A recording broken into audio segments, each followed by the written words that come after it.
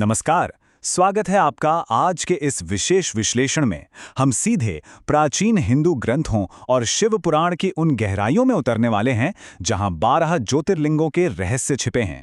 ये सिर्फ कहानियां नहीं हैं, बल्कि महाकाव्यों की एक ऐसी दुनिया है जो सदियों से हमारी आस्था का आधार रही है।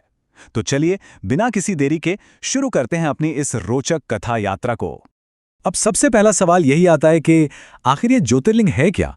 पुराणों के हिसाब से अगर देखें तो ज्योतिर्लिंग दरअसल भगवान शिव के अनंत प्रकाश का एक ऐसा स्तंभ है, एक ऐसी किरण है जिसका ना कोई आदि है और ना अंत। ये कोई आम पत्थर के ढांचे बिल्कुल नहीं है। ऐसा माना जाता है कि ये शिव के वो साक्षात और शक्तिशाली रूप हैं जिनके सिर्फ एक बार दर्शन करने भर से इंसान के जन्म जन्मांतर के पाप धुल जाते हैं। है ना बड़ी अद्भुत बात? आज की इस पूरी चर्चा को बेहतर ढंग से समझने के लिए हमने इसे 6 अलग अलग हिस्सों में बांटा है। पहला, अनंत प्रकाश के स्तंभ। दूसरा, भक्तों की रक्षा करना। तीसरा, देवताओं के बीच के विवादों को सुलझाना। चौथा, प्रायश्चित और पाप मुक्ति। पांचवा, सच्ची भक्ति का इनाम। और आखिरी, इनका हमारे आज के इस ब्रह्मांड के साथ क्या कनेक्शन है। इनके जरिए हम ये समझेंगे कि आखिर महादेव ने इस धरती पर अवतार क्यों लिया।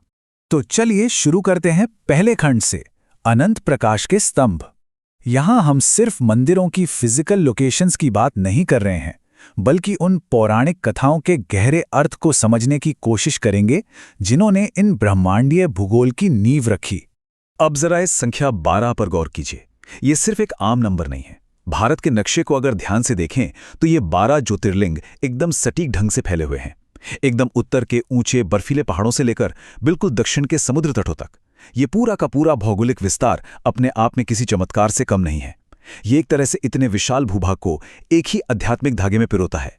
अब आते हैं दूसरे खंड पर, जो है भक्तों की रक्षा, यानी अपने आस्थावान भक्तों को बचाने के लिए राक्षसों का सर्वनाश। पुराणों में अगर देखेंगे तो शिव को हमेशा निर्दोषों के एक परम रक्षक के तौर पर दिखाया गया है। इन कथाओं में शिवजी का जो रक्षक रूप है वो वाकई रोंगटे खड़े कर देने वाला है। जैसे ग्रंथों के अनुसार उज्जैन के महाकालेश्वर में जब दूषण नाम के एक भयंकर असुर ने एक तपस्वी ब्राह्मण को सताया, तो जानते हैं क्या हुआ? शिवजी ने प्रकट होकर बस अपनी एक हुंकार से, जी हां, सिर्फ एक दहाड़ से उस दानव को वहीं भस्म कर दिया। ठीक वैसे ही भीमाशंकर में अपने भक्त कामरूप नरेश की रक्षा करते हुए उन्होंने अत्याचारी राक्षस भीम को राख में तब्दील कर दिया। और नागेश्वर की कथा तो याद ही होगी, जहां शिवजी ने समुद्र के बिल्कुल नीचे कैद अपने भक्त सुप्रियो को दारुका नाम के राक्षस के प्रकोप से आजाद कराया था। एकदम एक्शन पैक्ड है ना?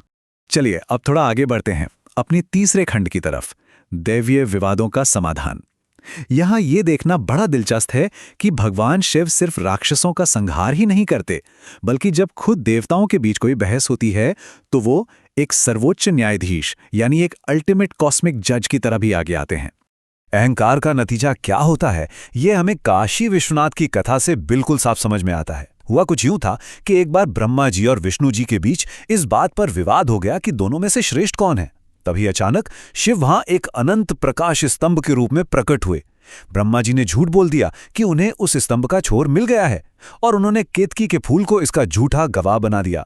नतीजा, शिवजी को क्रोध आया और उन्होंने ब्रह्मा जी का 5वां सिर काट दिया और श्राप दिया कि उनकी कभी पूजा नहीं होगी। लेकिन दूसरी तरफ विष्णु जी ने पूरी सच्चाई से मान लिया कि उन्हें स्तंभ का अंत नहीं मिला, और उनकी इसी सच्चाई से खुश होकर शिवजी ने उन्हें अपने ही बराबर पूजनीय होने का सम्मान दे दिया। वैसे देवताओं के इन किस्सों में थोड़ा हास्य भी छिपा है। जैसे श्री शैलम में स्थित मल्लिकार्जुन ज्योतिर्लिंग की कहानी सुनिए। भगवान शिव ने अपने दोनों बेटों के बीच शादी के लिए एक रेस रख दी।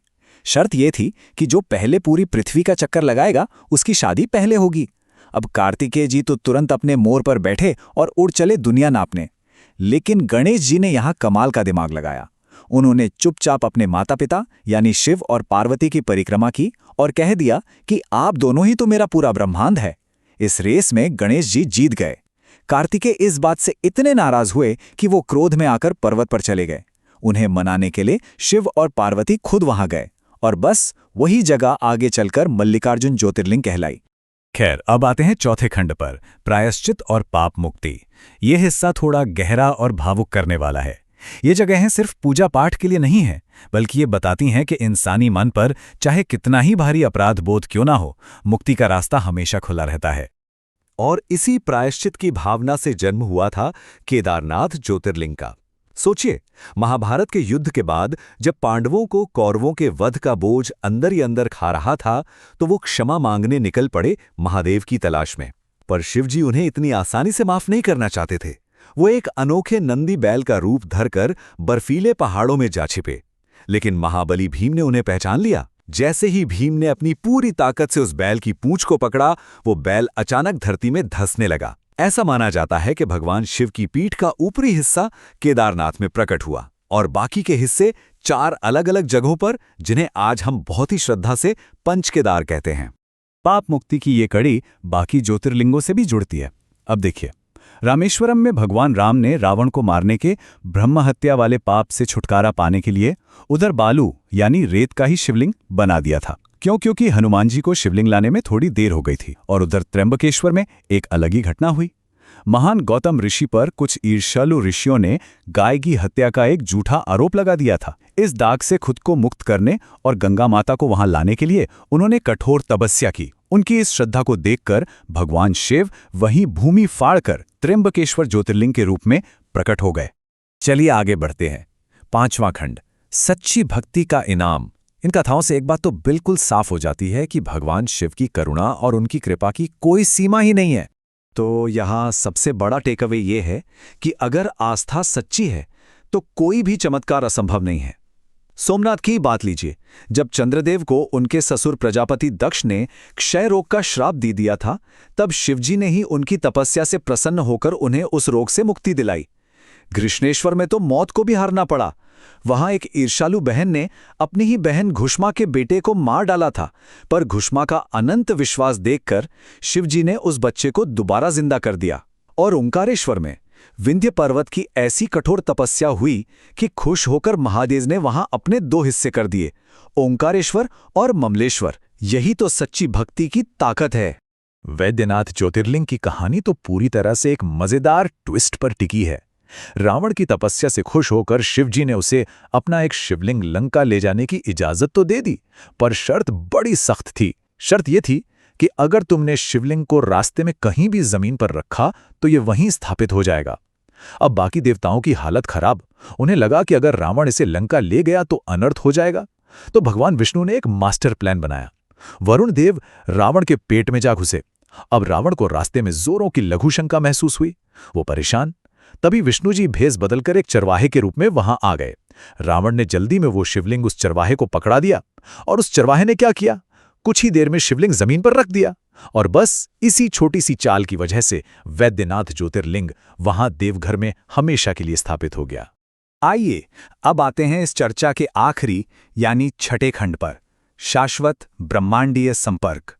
हम अक्सर सोचते हैं कि क्या ये पौराणिक कहानियां सिर्फ पुरानी किताबों तक ही सीमित हैं, या आज की दुनिया में भी इनका कोई वजूद है।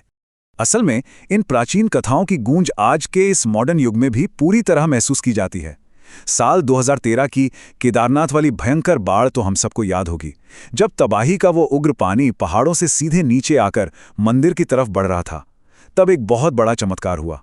अचानक एक विशाल चट्टान तेजी से फिसलती हुई आई और ठीक मंदिर के पीछे आकर रुक गई। इस भीमशिला ने उस प्रलयंकारी पानी को 2 हिस्सों में चीर दिया और मंदिर की इमारत पर एक खरोंच तक नहीं आने दी।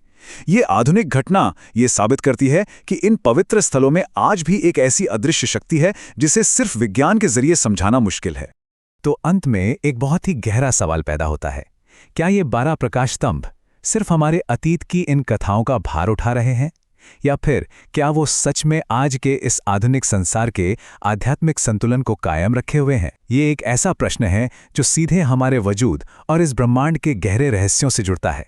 सोचिए इस पर। इसी विचार के साथ हम इस कथा यात्रा को यहीं विराम देते हैं।